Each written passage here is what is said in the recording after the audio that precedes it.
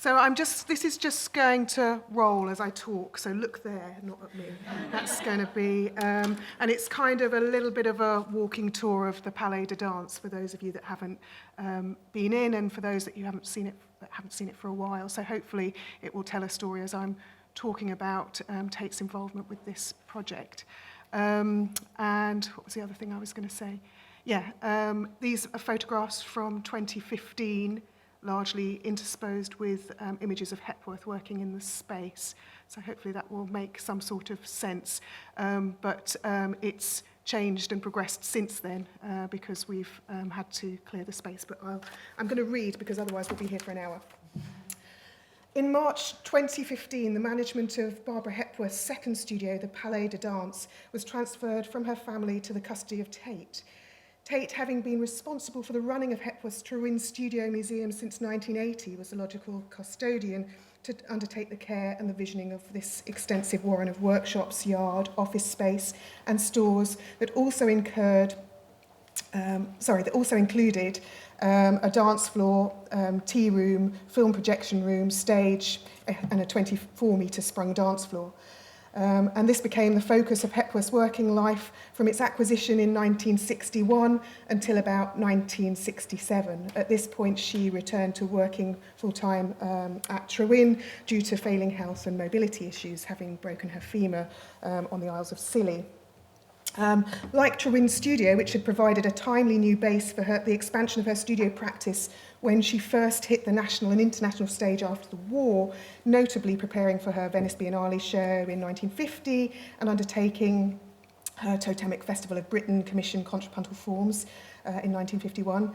A good decade on, the purchase of the Palais was essential to support production of works for national and international commissions and touring museum shows, which was now demanded of this established leading British sculptor.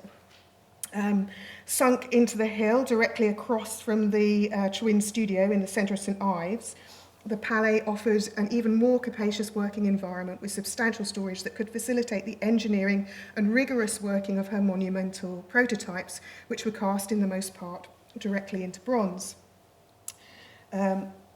She had adopted the process since the mid-1950s, driven by the travelling circus of the art world, as she called it, and the need to make robust large-scale works for the public realm.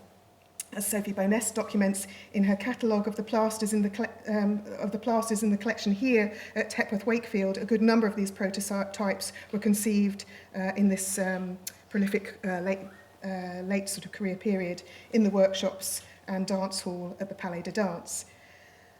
Records show that Hepworth paid £10,000 for the Palais in 1961, following the last dance at this town venue on the 2nd of January that year.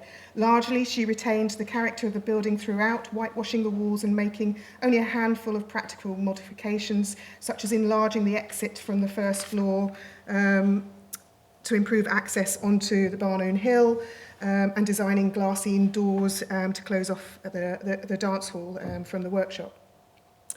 She quickly began planning the 5.8-metre commissioned winged figure for John Lewis on Oxford Street, and the full-scale model was completed in the yard outside the lower workshop on the ground level in the first half of 1962. Inspired by the sheet metal and isopon version with strings that you can see that will come up in the dance hall, it was revised on an architectural scale to reflect the aspirational values of the partnership organisation and adorn the facade of its newly built flagship store in 1963. It was cast in London by Morris Singer Foundry in aluminium with stainless steel rods and installed in 1963, and you can see it here. Concurrently, in the upper workshop on the ground floor, she had begun work on the development of the plaster prototype for what would become the 6.4-metre bronze single form made between 1961 and 64, commissioned for the UN Plaza in memory of Hepworth's friend, the UN Secretariat Dag Hammarskjöld. The painted checkered scaling grid on the wooden floor of the upper workshop, made with her son Simon, was used to enlarge the UN prototype from a smaller version and remains on the weathered wooden floor of the upper workshop today. The plaster for single form memorial 1961-2, a half-scale version of the UN Commission, emerged concurrently in the upstairs dance hall before it was featured in Hepworth's 1962 Whitechapel show in London.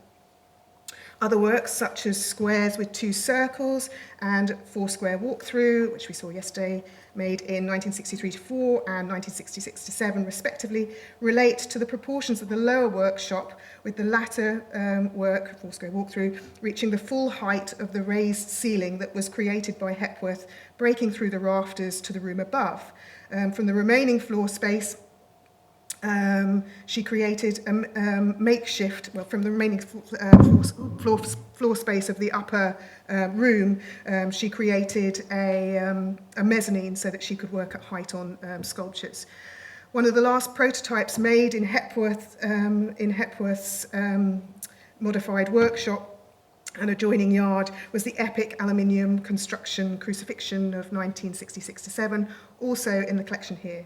At nearly 4 by 4.7 metres, its final version was cast in addition of 3 bronzes. And I seem to remember when I started at Tate St Ives, I remember it was on the stage at one point. Is that, no, it wasn't on the stage? But it was in the Palais, wasn't it? Yeah. Upstairs in the Palais, the small hall and bar area, and on occasion the dance hall, as mentioned, served as a plaster workshop. In archive images, we see Hepworth's ribboning forms in extruded aluminium, archive images we see Hepworth ribboning forms in extruded aluminium or lathering armatures with thick layers of plaster in advance of its drying and her carving it. The dance hall was mostly a display space populated with bronze, stone and woodworks presented on wheeled plinths, which she could choreograph in different configurations. The dance hall, albeit to a lesser degree, was also used for wood carving, giving rise, for example, to elmwood sculptures like oval form with strings and colour and hollow form with white, both made in 1965, which were then directly cast again from those works into bronze as Spring, which we saw yesterday, and Elegy 3 the following year. After 1967, production of the plaster prototypes, such as her small multi-part bronzes like 3 Oblique Forms, 1967, in the Hepworth Wakefield collection and on show at the Barbara Hepworth Museum, and the large-scale figures for Family of Man, and which is 1970, and Conversation with Magic Stones, 1973, took place back at Trewin. Her output of stone carving had remained largely at Trewin anyway, and she continued to work prolifically there in that medium well into the 70s, as Chris discussed yesterday. Hepworth's assistants, however, continued to manage certain independent activities, such as collating, preparing and packing work for shows at the Palais up until her death. So when Tate took on the Palais in 2015, it was immediately deemed to be mothballed for at least 2 years while the Tate St Ives Phase 2 was completed, and also some redevelopment work that needed to be done, some restoration work on the museum itself, both on the building and in the garden. But in 2016, with advice from Chris and Sophie, we endeavoured to strip back the paraphernalia that had accumulated from the studio's maintenance and